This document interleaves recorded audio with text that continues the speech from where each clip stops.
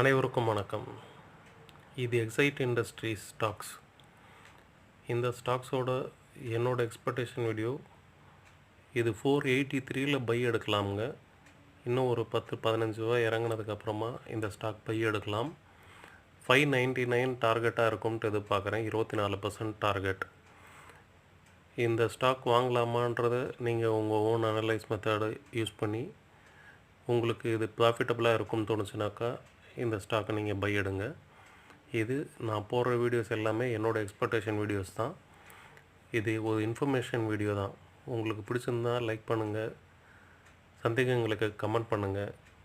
நம்ம வீடியோவை தொடர்ந்து பார்க்க சப்ஸ்கிரைப் பண்ணுங்கள். அனைவருக்கும் நன்றி.